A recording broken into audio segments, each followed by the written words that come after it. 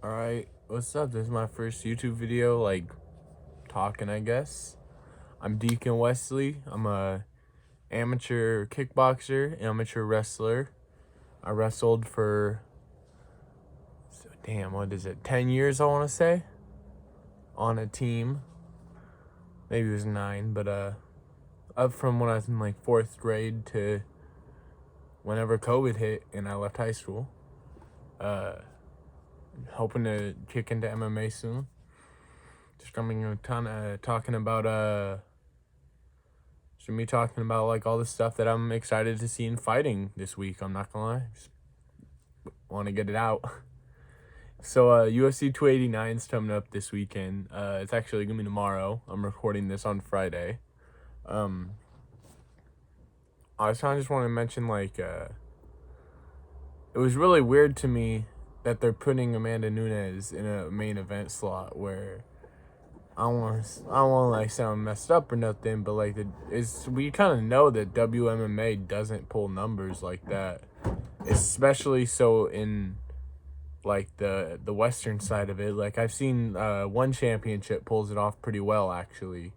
I think their WMMA matches are much more entertaining, but the UFC side, I feel like it doesn't pull numbers that well. So for them to try to push Amanda Nunes into a main card slot, or not a main card, obviously she's a main card, but a main event slot, where I feel like she's much better draw as a co-main kinda, It's hard not to because she's the champ, I get, but she doesn't pull the numbers as a main event. And I feel like that kind of leads into the next thing is why the co-main is by far the people's main event for this match. Everyone is talking about Charles is coming back against Dariush because everyone wants to.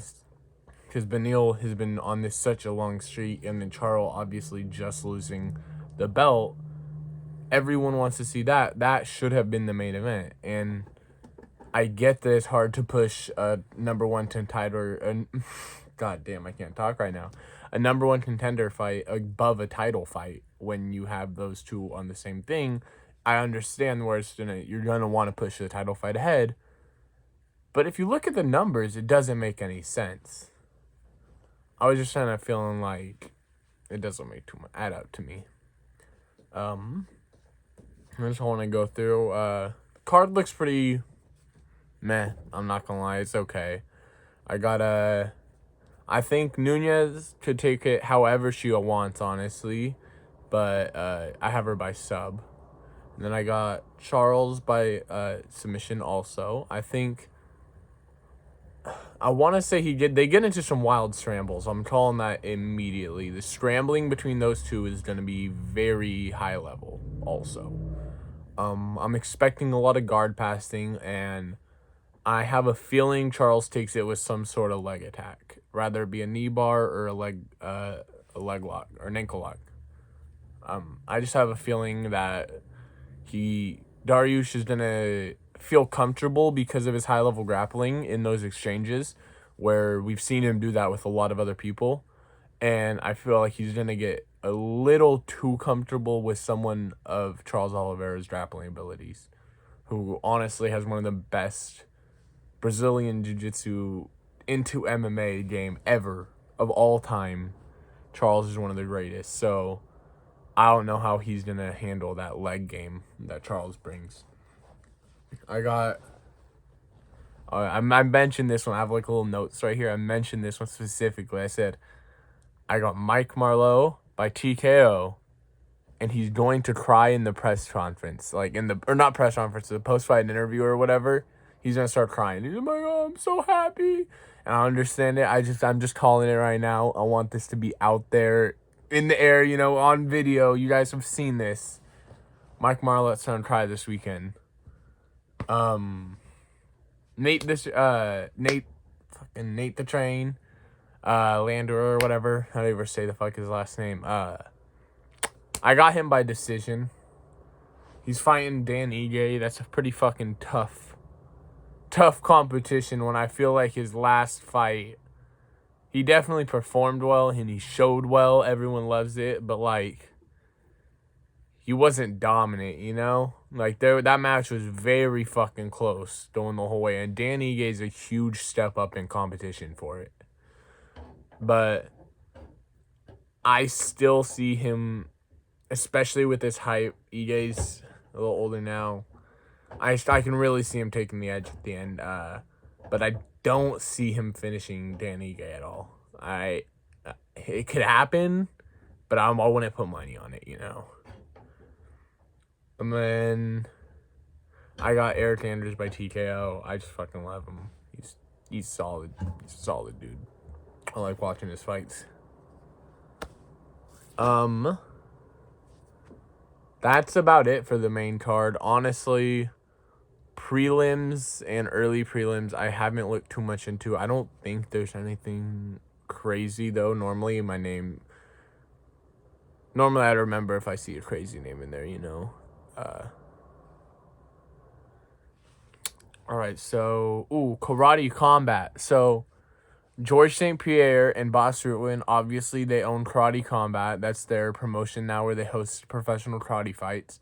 But they've just announced this week that they're going to be starting... I don't know if it starts this week, but they just announced it recently. That they're starting the Kumite division, and they're going to be bringing... Which is like a contender series type thing. And they're going to be bringing amateur rule sets there. Obviously, he's an amateur kickboxer, kickboxing being really close to karate.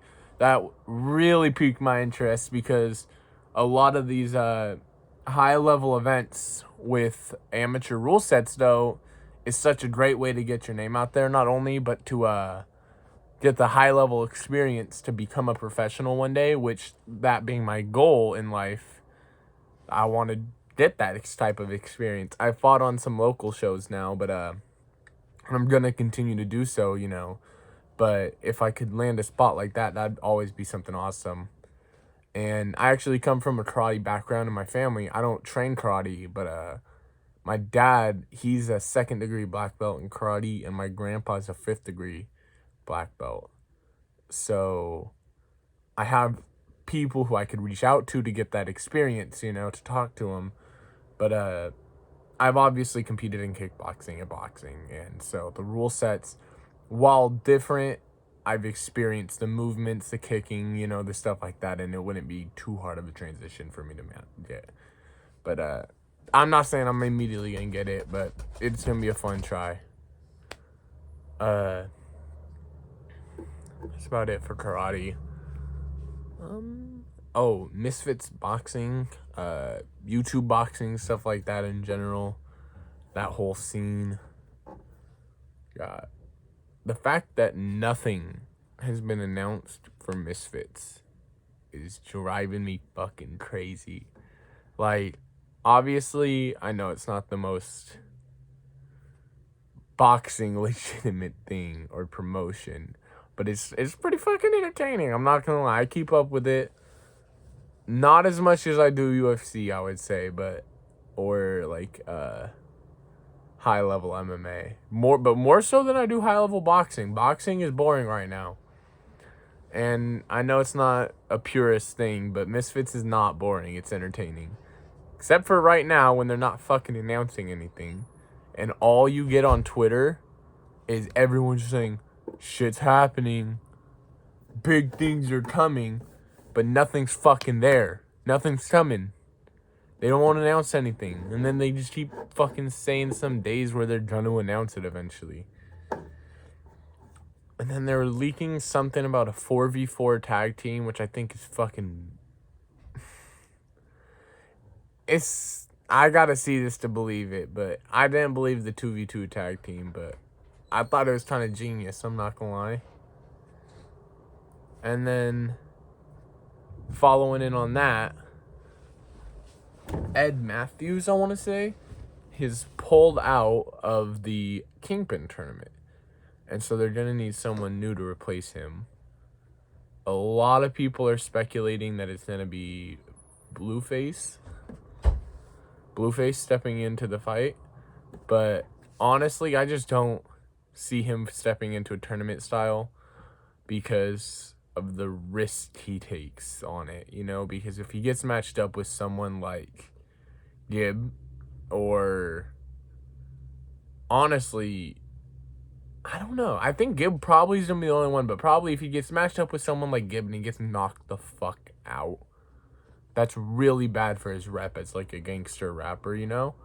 So I don't see him doing it. I see him taking matches he knows he's gonna look tough in and lose by the split decision, or he's gonna win, you know? Like, I don't see him taking a match he knows he can get like knocked out in. And then just like, who's fucking...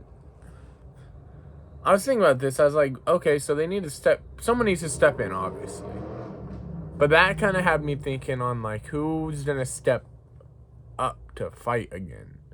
Because in the YouTube boxing scene, it's been mostly fucking the same, like 35 people, maybe that. That's including everyone between boys, girls, YouTubers, TikTokers, all those fools. It's like 35 people.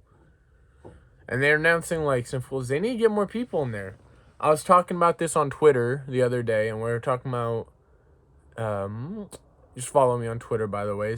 All my socials are the same, Deacon Wesley MMA. But I was talking about this, and we were talking about possibly signing ex-UFC fighters to it, and I was saying that would be a great idea to build the name up, because their name value in America isn't too high, and their last fights in America were Le'Veon Bell, a former NFL player, and then Greg Hardy, a former UFC fighter. Those are their two cards in America previously. And so I think instead of signing ex-NFL players, which isn't a bad idea either, just signing anyone with a big name in America is going to help carry that hype that they have over in the UK, because obviously we've seen how well their shows sell in the UK.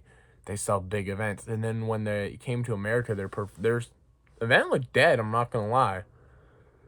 And so they need the name in America to carry it over.